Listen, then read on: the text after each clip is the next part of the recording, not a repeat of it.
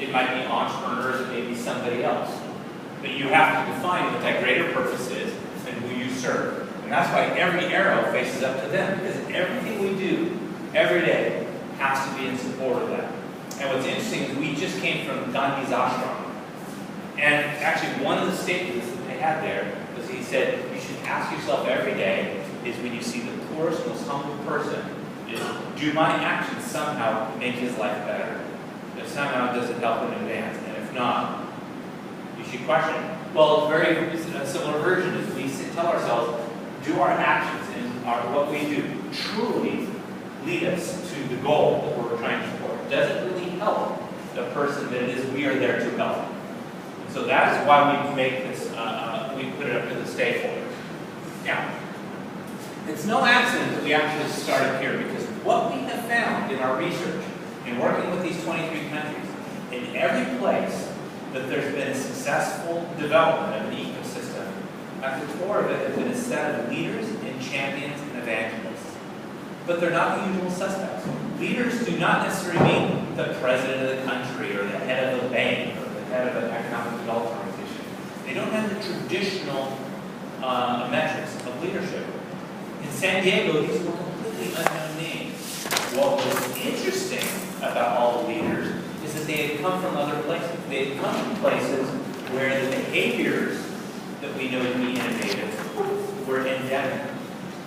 They had already caught the virus, they had built the antibodies, and they now were carriers of these new principles and ideas, and they brought them with them. And they said, in order for us to be successful, as our chancellor had, you need to do, well, what we understand is you have to have conversations. You have to not be afraid of taking risks. You have to collaborate.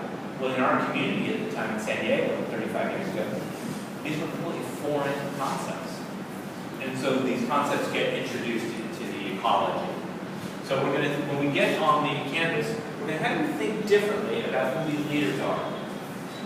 And when you think about the leaders, when you do your campus, they may or may not be individual names, or they may be aspirational. They may be a type of person. So for instance, when we project out and we do the next campus later on, and we say 5 years from now, who do we want? As an example, people will say, you know, we would love to see more successful entrepreneurs taking leadership positions. We don't necessarily know their names, but we know that that's who we want. So you can think figuratively and literally, if you choose to. You think about the leaders. Who are the people who are going to champion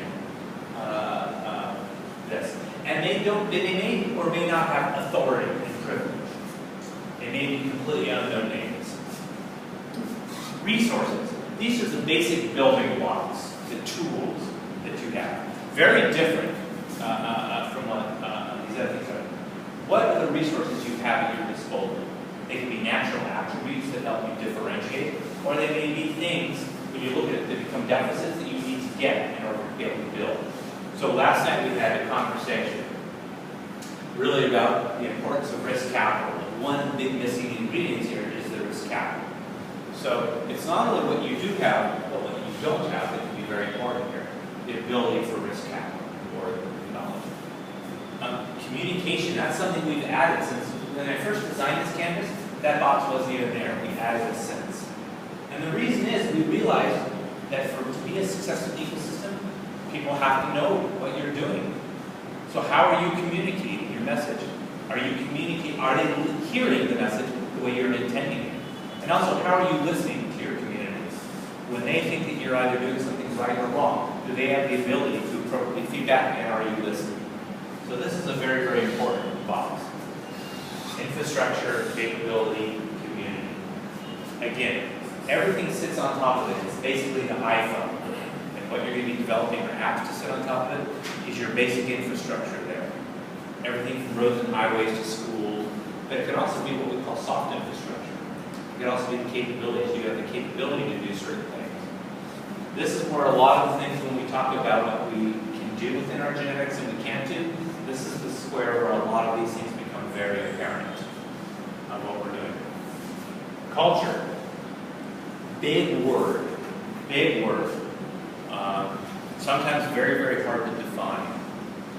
You'll probably create your own definitions as you talk in the group. For us, I believe culture is where we can align what we have in our heads, know to be true, and what we feel in our hearts to be true. When you can align those two, you create a belief, and that belief then drives our purpose and our action. And those two things drive sustainable outcomes. But it can be so much more than that. And so think broadly about culture, and I'm going to purposely not over-define it for you, because this is your chance to define it for yourselves. Role models. It's very interesting that in the innovation and entrepreneurship space, role models are absolutely critical, the ability to tell stories.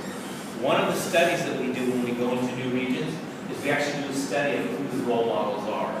And it was interesting because when we first went into the Middle East, and we were working on a project with McKinsey, is we did a study of role models. And what we found is that the sheikhs and the potentates, basically the leaders and their progeny, were the people that people looked up to.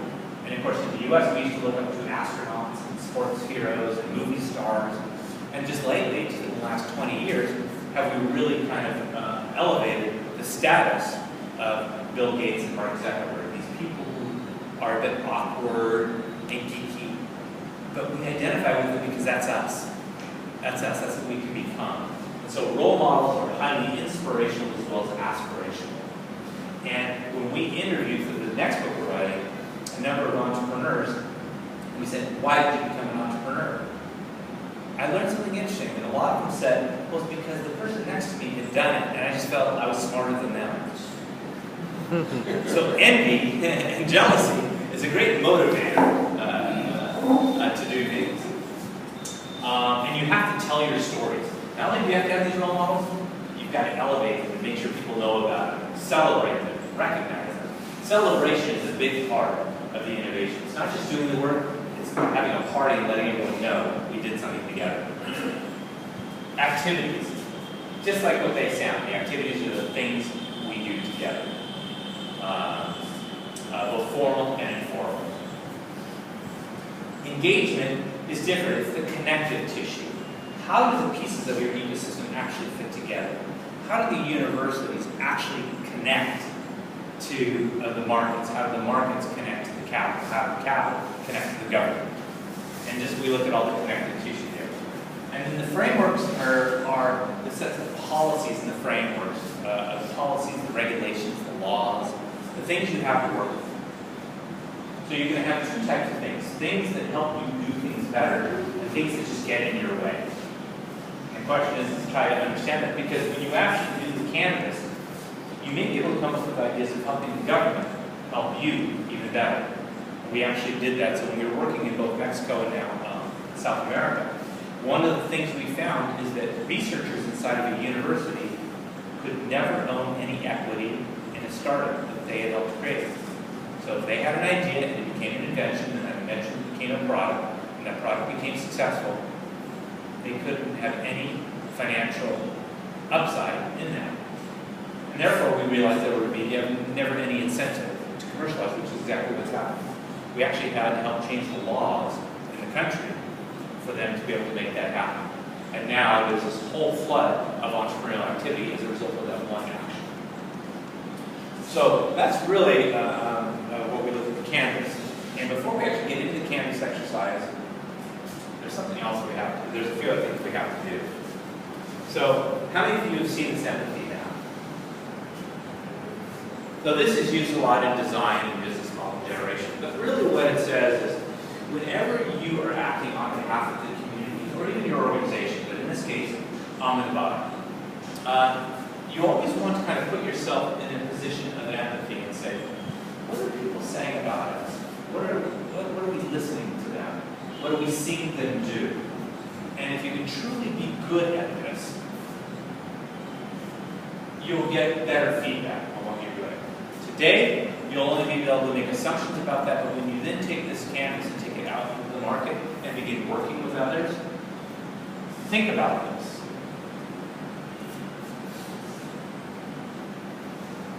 So the first step in working with any group is the creation of a social contract. And in the talk the other day, I gave the example of our project in the Palestinian territories, where there was a legacy of foreign aid organizations coming in and just giving the groups money. And we went in there for the first time and said, we're not going to give you money, we're going to second child. We said we're not going to. And we actually had them sign a social contract. And so we're going to go through the exercise now of creating a social contract and what it is. Because our words, as you can see, can be very powerful. So this is why we should create a social contract. If you go to places like the Silicon Valley, you're going to just notice that people just behave in a unique way. And they just kind of do it. And you're not really sure why. Those are called implicit behaviors. They do it either because the person next to them is acting and they don't even realize it unconsciously. They're just mimicking the behavior of them. Two, it's part of that they had to socially adapt. That in order to belong to a bigger group, they had to change their behavior. But somehow, there's an implicit set of rules. But in order to do that, you have to, in a place that hasn't yet done that, you have to make the implicit objectives of what you're trying to do explicit. Be clear. So we're going to do that. The social contract also acts as your statement of commitment, purpose, and alignment. It says this is what we believe and this is what we're committed to. It's not a mission statement. It's not a vision statement. It's your statement of values and what you're prepared to do to uphold those values. It also can help you catalyze action because it's your social contract. When other people want to join you, you said we would love to have you join us. But these are the rules of engagement. This is what we believe we're going to engage. And if you want to join us, you have to abide by these rules. It also becomes a guiding set of principles that you're going to live by, act by, work by, and more importantly, it's meant to just foster a sense of love and respect and positive feelings among the group. Let me tell you what it is not. Remember we said it's important to know what things are, but more importantly to know what they are not. This is not a legal document. This is not meant to be that you sign it and we come and check up on you or we throw you in jail if you don't, or we also. Although there are social implications of violating the social contract. One of them is that you might be asked to leave. Another good. It's not meant to assert morality. This is not to say that your morals are any better. It's just to say this is the values of the system and you need to believe it. It's not meant to act as an asymmetric agreement or to favor one party over another, and it's not matter to be dogmatic. We're about orthopraxy, not about orthodoxy. We're all here to practice and live the practice. That's what we're doing. Can we put up the previous before that? I think one point to emphasize about the social contract is that because we all make it into an agreement and none of us knows the future, by writing it down, we can see what works and what doesn't work and come together again to readjust it as we are creating the ecosystem. So it gives us a feedback mechanism. For a lot of traditional cultures, a lot of our rules are implicit and not written. And we often don't have ways of changing it in order to adapt to a changing environment. So part of what the social contract begins to do is that it externalizes our values in a way in which our survival, we can adjust to it. Humans, as we all evolve more like hunters. And the hunter moves depending on the different prey. But when we all got into a farming community, we all settled and we stopped exploring. But all our cognition and intellect is still very much a hunting people as our genetics. So by the time we now externalize our rules, we're able to adjust as we go along.